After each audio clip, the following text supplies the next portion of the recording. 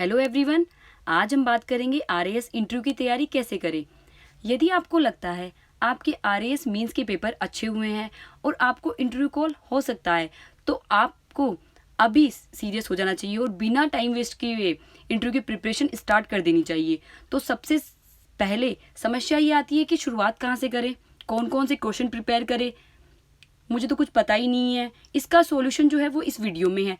आपके जितने भी क्वेश्चन हैं आरएएस इंटरव्यू की तैयारी से रिलेटेड, उन सभी का आंसर इस वीडियो में दिया जाएगा। वीडियो को स्किप ना करें, इस वीडियो को एंड तक देखें। तो आइए स्टार्ट करते हैं। हमारा फर्स्ट क्वेश्चन है, क्या होता है इंटरव्यू, इसे कैसे फेस किया जाए। अब इंटरव्यू जो होता है वो एक जनरल डिस्कशन होता है, जिसमें आरपीएससी क्या करती है, फ्यूचर एडमिनिस्ट्रेटर को चुनती है, उसके पर्सनैलिटी को चेक करती है, आपका जो बातचीत करने का जो तरीका है उसको देखती है, साथ ही आसपास की जो घटनाएं हैं करंट से रिलेटेड और जितने भी टॉपिक्स हैं उनके ऊपर आपकी क्या नज़रिया है, आपका क्या पर्सपेक्टिव है, उसके बारे में देखती है। और वो ये भी चेक करती है कि आप वास्तव में हैं क्या। आप एक इमोशनल पर्सन हैं, ठीक है, आपके सामने अगर कोई समस्या आती है तो आप उसको किस तरह से दूर करते हैं, साथ ही अगर कोई टेंशन या स्ट्रेस की कंडीशन है तो उसके साथ आप कैसे कोप अप करते हैं, साथ भी आप मल्टीपल चीज़ों को वर्क कर रहे हैं तो उसको आप किस तरह से डील करते हैं। इन सभी का नाम क्या है, इंटरव्यू है।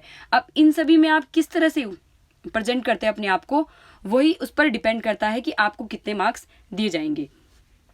फिर हमारा दूसरा क्वेश्चन आता है कि कितने मार्क्स का होता है आरएएस इंटरव्यू।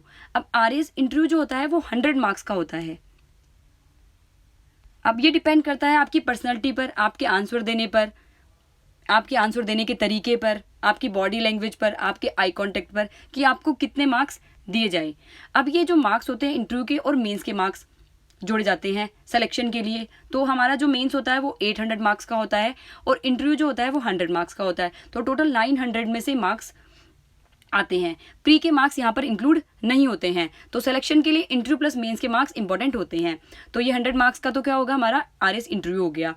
अब बात करते हैं लैंग्वेज जो होती है वो हिंदी होती है या इंग्लिश। लैंग्वेज जो होती है वो हिंदी भी हो सकती है और इंग्लिश भी हो सकती है। अब ये डिपेंड करेगा कि आंसर किस में पूछा गया है। अगर जो हमारा इंटरव्यू बोर्ड या पैनल जो है वो हमें इंग्लिश में पूछता है या हिंदी में पूछता है, तो आपको आंसर जो है वो आप जिस भी भाषा में कंफर्टेबल है, हिंदी में कंफर्टेबल है तो हिंदी में, अगर इंग्लिश में कंफर्टेबल है तो इंग्लिश में आंसर दे सकते हैं। लेकिन अगर आप ये कोशिश करें कि अगर पैनल जो है जिस भी भाषा में प्रश्न पूछ रहा है उसमें देने की कोशिश करें, बट अगर आप उसमें कंफर्टेबल है तो, अगर कंफर्टेबल नहीं है तो अपनी लैंग्वेज में आंसर दे सकते हैं। बिकॉज वो दूसरा क्वेश्चन जो होगा जिसमें आपने उत्तर दिया है उसी में पैनल आपको क्वेश्चन करेगा। फर्स्ट क्वेश्चन डिपेंड करता है पैनल पे, बट अगला क्वेश्चन जो है वो आपकी लैंग्वेज पे डिपेंड करेगा जिसमें आपने उत्तर दिया है। तो आप हिंदी में भी उत्तर दे सकते हैं, इंग्लिश में भी दे सकते हैं या बाइलिंगुअल भी दे सकते हैं। हिंदी और इंग्लिश दोनों में मिक्स करके भी आप आंसर दे सकते हैं। नेक्स्ट क्वेश्चन आता है, इंटरव्यू के लिए खुद को कैसे प्रिपेयर करें। अब इंटरव्यू के लिए खुद को कैसे प्रिपेयर करें, तो उसके लिए बहुत सारी चीज़ें हैं। फर्स्ट है कि जो हमारा इंटरव्यू जो होता है, जो प्री और मेंस में तो हमारा जो आरपीएससी नॉलेज का टेस्ट ले चुकी होती है, रिटन टेस्ट में सब कुछ देख चुकी होती है कि क्या है क्या नहीं है। बट इंटरव्यू में क्या होगा, आपके नॉलेज का टेस्ट नहीं होकर क्या होगा, पर्सनैलिटी का टेस्ट होएगा, आपका जो व्यक्तित्व है उसका टेस्ट होएगा।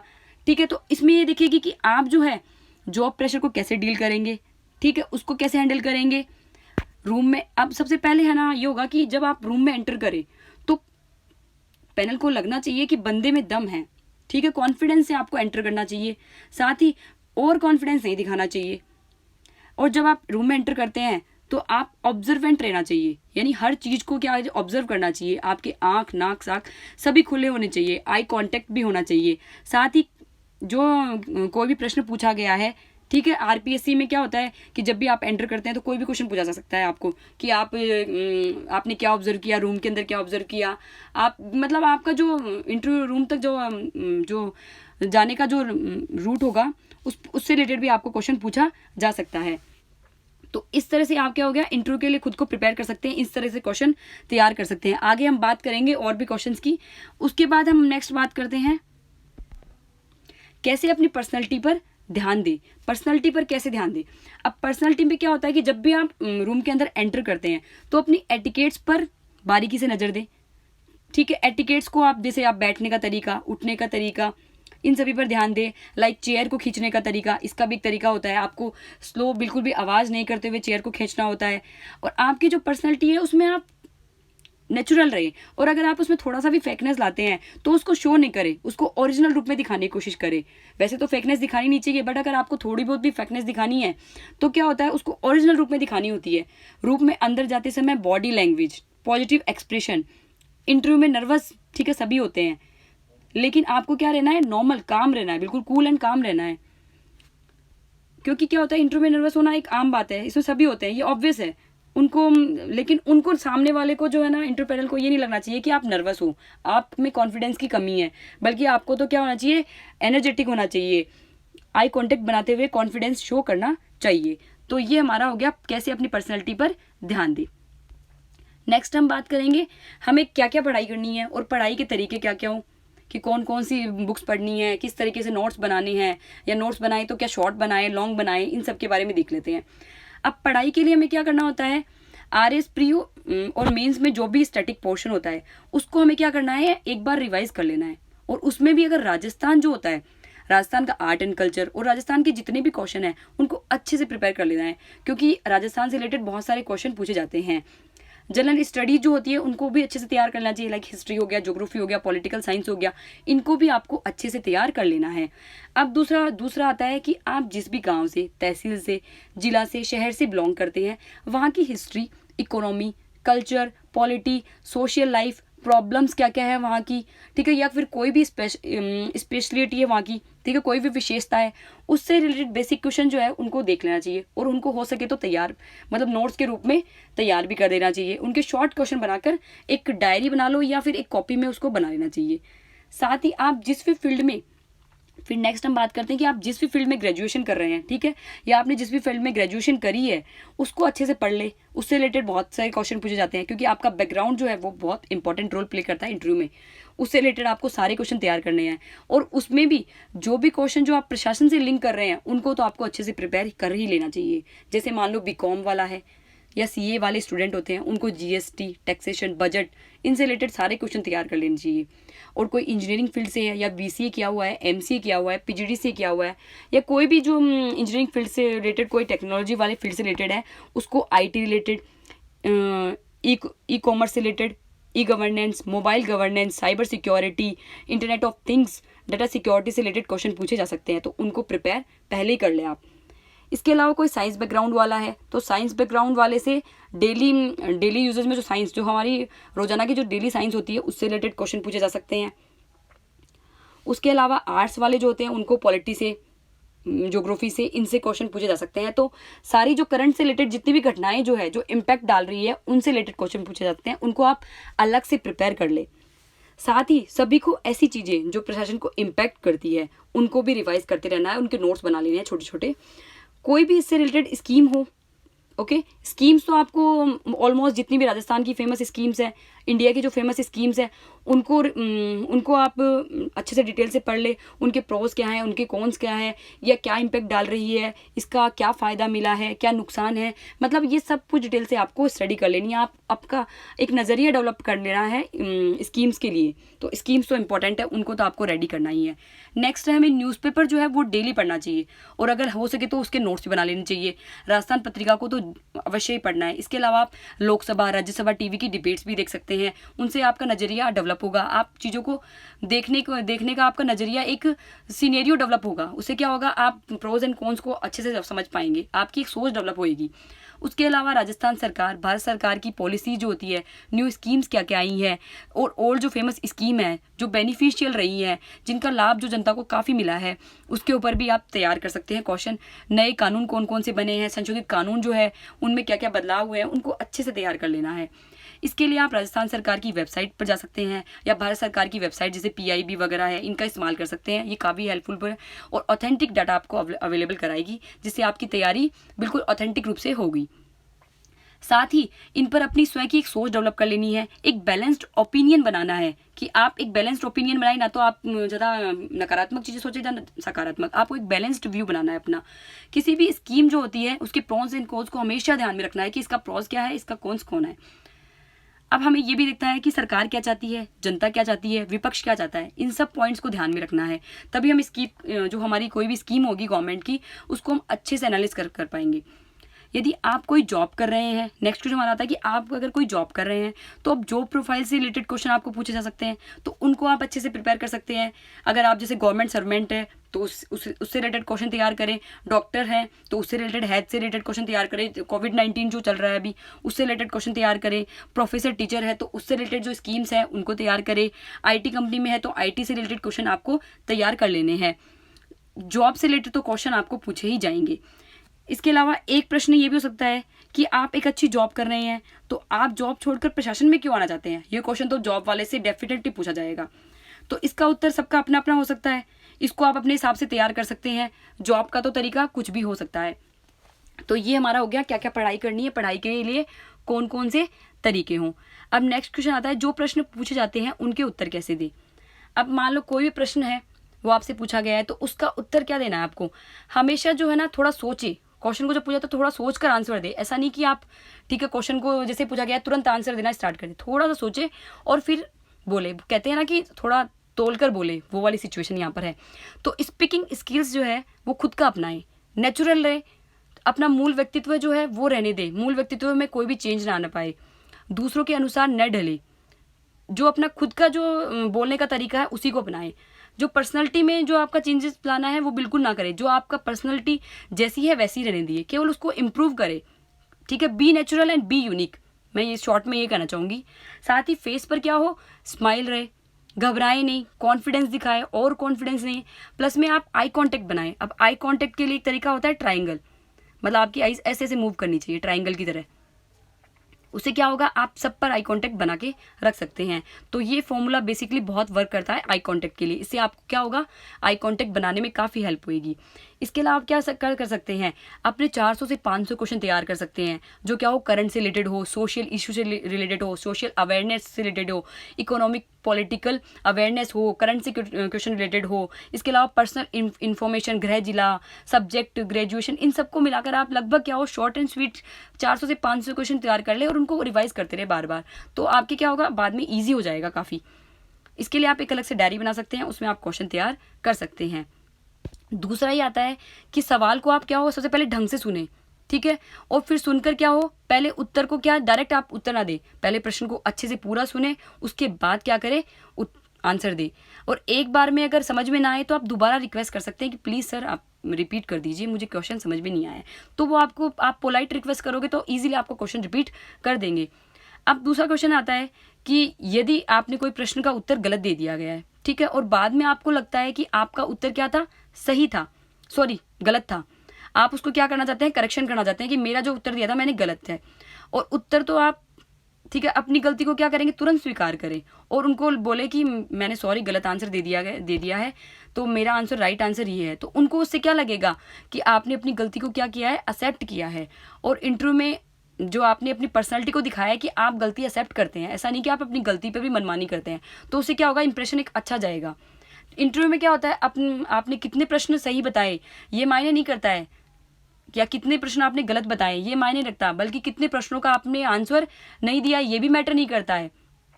इससे यह भी तय नहीं होता है कि आपके मार्क्स मिलेंगे या नहीं मिलेंगे, या आपके मार्क्स काट दिए जाएंगे, बल्कि आपका या फिर आपका इंटरव्यू खराब गया है। इससे तो ये होगा कि जितने भी आपने 2-3 प्रश्नों के आंसर सही दिए हैं या फिर अच्छे तरीके से दिए गए हैं और बिल्कुल यूनिक तरीके से दिए गए हैं, जो आपके बिल्कुल अंतर मन से आए हैं, वो बिल्कुल नेचुरल थे, ठीक है, वो चयन का आधार बनेंगे। वो आपका पर्सनैलिटी, वो आपके इंटरव्यू को उनके मार्क्स डिपेंड करेंगे कि आपके मार्क्स कितने आएंगे, बल्कि ये तय नहीं करेंगे कि आपने कितने प्रश्नों के आंसर गलत दिए हैं या कितने प्रश्नों के उत्तर नहीं दिए हैं। अब दूसरा क्वेश्चन ये आता है कि यदि आपने उत्तर दे दिया, उसी में आपने ऐसे वर्ड्स बोल दिए हैं जिनका बोर्ड मेंबर ने प्रश्न बना लिया और आपको अब उत्तर ही नहीं आ रहा है उसका, तो आप क्या करेंगे, तब आप ये कह सकते हैं कि सर मुझे इसके बारे में बिल्कुल जानकारी नहीं है, या फिर आप कह सकते हैं सर क्या आप इसके बारे में मुझे थोड़ा बता सकते हैं। थोड़ी देर बाद आप ये बोल सकते हैं थोड़ा सोच के कि मुझे नहीं आ रहा है सर, और बल्कि आप उनसे जानकारी भी मांग सकते हैं कि आप मुझे थोड़ा बता सकते हैं क्या, ऐसा भी हो सकता है। अब उसके बाद में आता है कि यदि कोई प्रश्न आपको नहीं आ रहा है तो उसका उत्तर कैसे दे। यदि आपको कोई प्रश्न नहीं आ रहा है तो आप सबसे पहले सोच सकते हैं, थोड़ा ब्रेन स्टॉर्मिंग कर सकता है, हो सकता है थोड़ी देर सोचने के बाद आपको आ जाए। अगर फिर भी आपको नहीं आ रहा है तो आप बोल सकते हैं सॉरी सर, मुझे इसका आंसर नहीं पता है। वही वाली बात है कि आप उस थोड़ी देर बाद अगर आपको लगता है तो आप इसका आंसर उनसे पूछ भी सकते हैं। तो ये हुआ हमारे क्वेश्चंस। अब नेक्स्ट क्वेश्चन पे बात करते हैं, हॉबी। अब हॉबी की बात करते हैं तो हॉबी क्या हो सकती है। अब आपकी हॉबी जो हो सकती है वो कुछ भी हो सकती है, लेकिन किसी भी पर्सन की हॉबी होना बहुत जरूरी होता है। अब कुछ पर्सन कहते हैं मेरे को तो मेरी हॉबी नहीं पता, मुझे पता ही नहीं कि ये मेरी हॉबी क्या है। ठीक है, तो किसी भी व्यक्ति की एक हॉबी होना जरूरी है। अगर कुछ भी हॉबी हो सकती है, जैसे घूमना हो सकता है, योगा एक्सरसाइज करना हो सकता है, जिमिंग करना हो सकता है, जिम करना, स्विमिंग करना हो सकता है, डांस करना हो सकता है, गेम या स्पोर्ट्स में उसका इंटरेस्ट हो सकता है, क्रिकेट वगैरह में, बैडमिंटन वगैरह में, किसी का बुक रीडिंग हो सकता है, किसी का ब्लॉगिंग हो सकता है, किसी का नॉवल रीडिंग हो सकता है, किसी का ट्रैवलिंग हो सकता है, किसी का सिंगिंग हो सकता है, कुकिंग हो सकता है, नेट सर्फिंग हो सकता है। इसके अलावा इसका ड्राइविंग हो सकता है, किसी का प्लेइंग फुटबॉल वगैरह हो सकता है। इसके अलावा किसी को हेल्प करना हो सकता है, होता है ना, किसी को जैसे सहानुभूति दिखाना होता है, किसी दूसरों की मदद करना हो सकता है, चैरिटी वाला। किसी का हो सकता है लाइक नीटिंग करना, किसी का स्टिचिंग हो सकता है, किसी का खेत में कोई हेल्प करवाना हो सकता है। मतलब आपकी हॉबी कुछ भी हो सकती है। हॉबी जो होती है वो होती है जो आपको क्या करे, मतलब आपको जो अच्छी लगती हो। साथ ही क्या होती है जिससे हम क्या करें, हम उसके लिए अलग से टाइम निकालते हैं। तो हॉबी जो होती है वो एक तरह से हमारी पर्सनैलिटी को और अच्छा बनाती है, जिसमें हम उसके लिए अलग से टाइम निकालते हैं, जिसको करने पे हमें अच्छा फील होता है। तो अगर आपकी अभी तक कोई भी हॉबी नहीं है तो उसको डेवलप करना स्टार्ट कर दी। एक क्वेश्चन ये भी आता है कि अगर आपकी एक से ज़्यादा हॉबी है तो वो हॉबी आप फॉर्म में फिलअप करें, डिटेल एप्लीकेशन फॉर्म में, जिसमें आप सबसे ज़्यादा अच्छे हों, क्योंकि आपको हॉबी से रिलेटेड सारे कोई भी क्वेश्चन पूछा जा सकता है। ओके, अब नेक्स्ट क्वेश्चन ये आता है कि एक क्वेश्चन हमेशा पूछा जाता है कि आप आरएएस क्यों बनना चाहते हैं। ये क्वेश्चन ऑलमोस्ट सबसे पूछा जाता है, आप आरएएस क्यों बनना चाहते हैं। अब इसका आंसर जो होता है सबका अपना अलग अलग हो सकता है, सबके अपने अलग अलग, लेकिन इसका आंसर देने का एक तरीका हो सकता है। जैसे कि कोई भी स्टोरी बनाकर आप उत्तर दे सकते हैं कि जैसे मैं एक तहसील में गया, वहाँ पे मैंने बर्थ सर्टिफिकेट बनाने गया तो वहाँ पर मुझे काफ़ी प्रॉब्लम्स फेस करनी पड़ी, तो ऐसा कुछ बोल सकते हैं आप। तो उससे मुझे लगा कि मुझे आरएएस बनना है, तो ये एक हो सकता है। या फिर आपको कोई सिस्टम में कोई खामी नज़र आती है, ठीक है, उसकी स्टोरी बनाकर आप बोल सकते हैं कि ऐसा ऐसा हुआ, तो एक तो आंसर ये हो सकता है। या फिर आप ये बोल सकते हैं, आपको ये भी बोला जाता है कि समाज सेवा में भी जाइए आप, अगर आपको ऐसा ही कुछ करना है तो आप समाज सेवा में क्यों नहीं जाते हैं, अगर आपको एनजीओ में जा सकते हैं। तो इसका आंसर ये हो जाता है कि सर एनजीओ में क्या होता है, समय लगता है, ठीक है। आरएएस में क्या होता है, चयन और प्रशिक्षण होता है, जिसमें क्या होता है हम योग्य बन जाते हैं, लोगों से डील करना सीख जाते हैं, उनकी सेवा भी करने में हम बड़े सेवा करने में भी हम इजी तरीके से होते हैं। साथ में एनजीओ में क्या होता है, एक लॉन्ग प्रोसेस होती है, बल्कि हमें क्या होता है आरएएस में हम जैसे ही प्रशिक्षण प्राप्त कर लेते हैं हम तुरंत क्या कर सकते हैं, सेवा कर सकते हैं लोगों की। तो ये भी आप एक आंसर दे सकते हैं। और क्या होता है ये भी बोल सकते हो कि जैसे हम मुझे समाज सेवा करनी हो और किसी एनजीओ में जाना हो, तो आप देख सकते हैं बहुत सारे ऐसे एग्जाम्पल है कि बहुत सारे लोगों ने एनजीओ में अपनी पूरी लाइफ लगा दी है, ठीक है, कंप्लीट लाइफ को क्या है डिवोट कर दिया है, और वो अब तक काम कर रहे हैं, अब तक सेवा कर रहे हैं, तो भी उनको अपना लक्ष्य नहीं मिला है। तो आरएएस में क्या होगा, सेवा करने का मौका तुरंत मिल जाता है, ठीक है। तो ये भी एक क्वेश्चन बन सकता है। इसके अलावा दूसरा क्वेश्चन बन सकता है कि प्रशासक कैसा होना चाहिए, आइडियलिस्टिक होना चाहिए, ठीक है। तो उसमें आप बोल सकते हैं कि ईक्यू होनी चाहिए, ईआई होना चाहिए, इंटीग्रिटी होनी चाहिए, डिसीजन मेकिंग अच्छा होना चाहिए, लीडरशिप होनी चाहिए, अकाउंटेबिलिटी होनी चाहिए। तो ये आप सब बता सकते हैं इसमें आंसर में, ये सब आप क्या इसका आंसर आप दे सकते हैं। नेक्स्ट हमारा क्वेश्चन आता है इंटरव्यू पैनल पे। अब इंटरव्यू पैनल जो होता है वो क्या होता है, इंटरव्यू पैनल में कौन कौन से मेंबर होते हैं इसके बारे में बात करते हैं। इंटरव्यू पैनल या बोर्ड जो होता है वो उसमें आरपीएससी चेयरमैन, ठीक है, यूनिवर्सिटी के chancellor, vice chancellor, IAS IPS level के क्या होते हैं, पब्लिक सर्वेंट, सिविल सर्वेंट होते हैं, रिटायर्ड सिविल सर्वेंट होते हैं, 2 एक्सपर्ट्स भी होते हैं, कॉलेज प्रोफेसर हो सकते हैं, ठीक है। इनमें कोई फीमेल कैंडिडेट भी हो फीमेल प्रोफेसर भी हो सकता है, या फीमेल जो पैनल में फीमेल मेंबर भी हो सकता है। इन सभी को हमें क्या करना है, इन सभी को इज्जत देते हुए ग्रीटिंग अभिवादन करना है। जब भी आप रूम में एंटर करें तो सभी को क्या करना है, आपको अभिवादन करना है, गुड मॉर्निंग, जो भी आपको उस टाइम ठीक लगता है आप कह सकते हैं। और सभी को इंडिविजुअली भी कर सकते हैं, और आपको लगता है कि अगर कोई फीमेल कैंडिडेट तो उसको अलग से कर सकते हैं, और मेल कैंडिडेट को आप एक साथ भी कर सकते हैं। आई कांटेक्ट बनाते हुए, लेकिन आपको आई कांटेक्ट बनाते हुए आपको ग्रीटिंग करनी है, अभिवादन करना है, good morning sir, good morning ma'am, like this. And उन साथ ही अगर आप जैसे एंटर करते हैं तो क्या होना चाहिए, आप उनका वेट करना चाहिए आपको बैठने के बोलने के लिए। ऐसे नहीं कि आप जाते ही डायरेक्ट ही बैठ जाते हैं, जब तक वो नहीं कहे तब तक आप बैठ सकते हैं। अगर आपको वो काफ़ी देर तक नहीं कह रहे हैं तो आप पूछ सकते हैं कि मैं चेयर पर बैठ जाऊँ या बैठ सकती हूँ। उसके अलावा ये होता है कि चेयर को सरकाने की आवाज़ जो है बिल्कुल नहीं आनी चाहिए, चेयर को आराम से उठाकर रखना चाहिए। और अगर आपका काम कंप्लीट हो, जब आपका इंटरव्यू कंप्लीट हो गया तो चेयर को वापस उसी जगह रख देना चाहिए। साथ ही आपके जो हैंड्स होते हैं वो लेग्स पर स्ट्रेट रखे जाने चाहिए, ठीक है। ज़्यादा हैंड्स का और इनका जो मूवमेंट है ना बिल्कुल कम होना चाहिए। हैंड्स का मूवमेंट क्या होता है, सब लोग ऐसे बहुत ज़्यादा मूवमेंट करते हैं, तो ऐसा नहीं होना चाहिए। आपके जो हैंड्स है वो लेग्स पर रखे जाने चाहिए। अब एक क्वेश्चन ये आता है कि अगर आपने लगातार 5 सवाल नहीं आए आपको, ठीक है, तो आप नर्वस हो जाते हैं, तो आपको वहाँ पे नर्वस नहीं दिखानी है। अगर आपके 5 सवाल गलत हो गए तो कोई बात नहीं, कोई ना कोई क्वेश्चन तो होगा ऐसा जो आपको आएगा। कई बार ऐसा होता है कि लगातार क्वेश्चन या तो आप नर्वस हो जाते हैं, नहीं, बट आपको उसको क्या करना है, कॉन्फिडेंस दिखाना है वहाँ पर। ये नहीं कि आपको 5 सवाल गलत आ गए तो आपके मार्क्स कट जाएंगे। ये डिपेंड करता है कि आपने किस तरह से मना किया गया है। तो आपको क्या है, मना करने के तरीके जो है ना बदलते रहना है। सॉरी सर, मैं नहीं जानता, सॉरी सर मुझे जानकारी नहीं है, मुझे अभी याद नहीं आ रहा है। आप अलग अलग तरीके से बोल सकते हैं, ठीक है। साथ में ये भी है कि आपने कितने प्रेशर में, ठीक है, कितने नर्वस में हैं, ओके। ये नर्वस आपको शो नहीं करनी है वहाँ पर। 6 सवाल के लिए उतने ही कॉन्फिडेंस से आप क्या हुए, तैयार हो जाइए कि हाँ मैं रेडी हूँ, मैं अभी भी आंसर दे सकता हूँ या दे सकती हूँ, मुझे कोई इशू नहीं है अभी भी।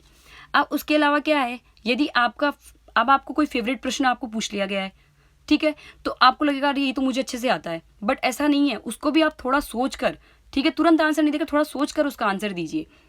आंसर में कोई आपने अगर स्टैंड लिया है तो आंसर को जस्टिफाई जरूर करें। जैसे आपने कोई भी आंसर ले लिया, पर अगर आप उसको जस्टिफाई नहीं करेंगे तो वो कहेंगे अरे इसको तो आंसर तो बोल दिया बट कोई जस्टिफाई नहीं कर पा रहा है। तो दूसरा ये है कि अब कोई भी गवर्नमेंट की कोई स्कीम है, कोई भी प्लान है, ठीक है, अब उसके बारे में आपको राय जानने की कोशिश करते हैं कि ये स्कीम कैसी है। तो चाहे स्कीम कितनी भी खराब न क्यों ना हो, खराब से खराब स्कीम क्यों ना हो, उसको आप कभी भी बुराई नहीं करनी है, उसके नेगेटिव कभी भी नहीं बोलना है। आपको एक बैलेंस आंसर देना है, ठीक है, एक कंस्ट्रक्टिव वे में आंसर देना है कि हाँ गवर्नमेंट ने जो किया है, ठीक है, गवर्नमेंट स्कीम में ये कमियां हैं बट गवर्नमेंट ने जो किया है वो भी अच्छा है। तो एक बैलेंस आंसर जो है ना उसका देना चाहिए। कमियों को बताइए बट उसको जस्टिफाई भी कीजिए। तो ये वेरी वेरी इंपॉर्टेंट है कि आप कमी बता रहे हैं तो उसको जस्टिफाई भी करिए। कोई भी फैक्ट बताकर दे सकते हैं, कोई भी एग्जांपल दे के आप उसको जस्टिफाई कर सकते हैं।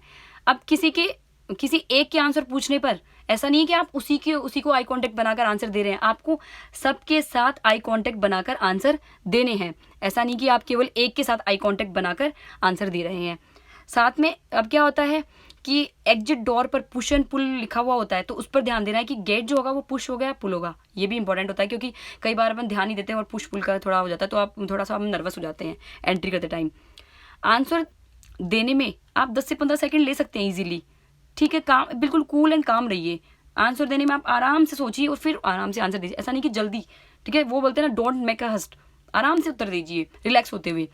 इसके लिए आप क्या करें, ज़्यादा से ज़्यादा मॉक इंटरव्यू दे सकते हैं, ठीक है। इसके अलावा आप क्या कर सकते हैं, मतलब मॉक इंटरव्यू देंगे तो क्या होगा, आप क्या होगा, जितना जो इंटरव्यू वाला एनवायरनमेंट होता है उसका यूज टू हो जाते हैं, आप पूरे एनवायरनमेंट में ढल जाते हैं। तो वहाँ पर क्या होता है, आपको नर्वसनेस और कॉन्फिडेंस की जो कमी होती है वो क्या हो जाती है, दूर हो जाती है। तो इसलिए आपको मॉक इंटरव्यू अधिक से अधिक देनी चाहिए। आप मिरर प्रैक्टिस भी कर सकते हैं। इसके अलावा आप क्या कर सकते हैं, मिरर प्रैक्टिस के अलावा आप खुद से मॉक इंटरव्यू ग्रुप बनाकर स्टडी कर सकते हैं। अगर ग्रुप भी नहीं बना पा रहे हैं आप, तो क्या कर सकते हैं, आप एक मिरर प्रैक्टिस कर सकते हैं। मिरर प्रैक्टिस बहुत हेल्पफुल होता है। क्वेश्चन बनाइए और मिरर प्रैक्टिस करते रहिए। आई कांटेक्ट बनाएंगे, जिससे आपका क्या होगा, आई कांटेक्ट रेडी होगा।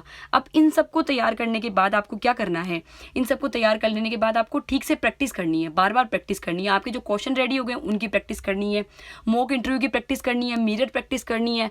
जो भी आप पढ़ रहे हैं उसको क्या करना है, डिलीवर करने की एबिलिटी डेवलप करनी है, आपकी पर्सनैलिटी को डेवलप करना है। जो है आप नेचुरल है बट उसमें क्या करना है आपको और रिफाइनमेंट करनी है। अब ये है कि क्वेश्चन की रिक्वायरमेंट के अकॉर्डिंग आपको आंसर देना है, ठीक है। अगर ज़्यादा आंसर बता देंगे तो वो और कॉन्फिडेंस शो करेगा। तो आपको जितना क्वेश्चन पूछा जा रहा है उसका उतना ही आंसर दीजिए, शॉर्ट एंड स्वीट आंसर दीजिए। इंटरव्यू में झूठ कभी भी ना बोले, क्योंकि क्या होता है, जो इंटरव्यू पैनल होता है वो बिल्कुल एक्सपीरियंस लोग होते हैं, एक्सपीरियंस पर्सन होते हैं, उनको सब पता होता है कि आप क्या गलत बोल रहे हैं, क्या सही बोल रहे हैं। तो आप अगर गलत आंसर देंगे तो क्या होगा, एक नेगेटिव इंप्रेशन जाएगा उनके ऊपर। नेगेटिव इंप्रेशन जाने से क्या होगा, आपका इंटरव्यू बिगड़ सकता है, आपके मार्क्स कट सकते हैं। अब नेक्स्ट आता है कि कई बोलते हैं कि अरे इंटरव्यू पैनल में ये इसका इंटरव्यू पैनल आ गया, अरे ये तो टफ पैनल है। कई बोलते हैं कि अरे आपका तो इंटरव्यू इजी पैनल में था, आपके तो मार्क्स अच्छे आएंगे। बट ऐसा कुछ नहीं है, थोड़ा फर्क पड़ता है कि आप नर्वस हो जाते हैं सुन के, बट अगर आप कूल एंड काम रहेंगे, अपने आंसर को अच्छे से प्रेजेंट करेंगे, तो वो समस्या भी दूर हो जाती है। आप इंटरव्यू से पहले आप बिल्कुल रिलैक्स रहे, एक्सरसाइज करिए। इसके अलावा आप योगा मेडिटेशन कर सकते हैं। योगा मेडिटेशन करते हैं, एक अच्छा खाना खाइए, एक गुड मील जो होता है उसको खाइए। और क्या कर सकते हैं, आप फिटनेस पर ध्यान दीजिए। इससे क्या होगा, आप योगा और मेडिटेशन और वॉकिंग वगैरह करेंगे, एक्सरसाइज करेंगे, तो उससे क्या होगा, आपका प्रेजेंस ऑफ माइंड बढ़ेगा, इंप्रेशन भी अच्छा जाएगा, इमोशन पर कंट्रोल करने की जो आपकी पावर जो है वो इंक्रीज होएगी। और हेल्दी डाइट लेंगे तो उससे क्या होएगा, आपका माइंड एंड जो पेट होता है वो बिल्कुल ठीक रहेगा। इसके अलावा कम्युनिकेशन आप क्लास भी ले सकते हैं। इंटरव्यू मॉक टेस्ट की अपन बात ही कर चुके हैं कि अगर आप बात करने में थोड़ा वीक है तो आप क्या कर सकते हैं कि आप मॉक इंटरव्यू की क्लासेस भी ले सकते हैं। साथ में आप ग्रुप बनाकर डिस्कशन करें, उससे क्या होगा, आपको बहुत ज़्यादा बेनिफिट होगा। नेक्स्ट क्वेश्चन आता है कि ड्रेस क्या पहने। अब ड्रेसिंग स्टाइल क्या हो, आपका ड्रेसिंग सेंस क्या हो, इसके लिए क्या हो, आप बिल्कुल कॉटन के लाइट कपड़े पहने जिसमें आपका वो कंफर्टेबल हो, बिल्कुल कंफर्टेबल फील करते हो, ऐसे कपड़े पहने जो कि क्या हो, नीट एंड क्लीन हो। फॉर्मल ड्रेस भी पहन सकते हैं, ठीक है, जो अच्छे से क्या हो, बिल्कुल आयरन हो। कहने की बात है कि जिसमें आप कंफर्टेबल हो ना, वो ड्रेस पहन के जाइए और आराम से बिंदास होकर इंटरव्यू दीजिए। तो आपको अभी से इंटरव्यू की प्रिपरेशन कर देनी चाहिए। Thank you guys for watching this video. If you like my video then subscribe and like and share. Thank you, bye.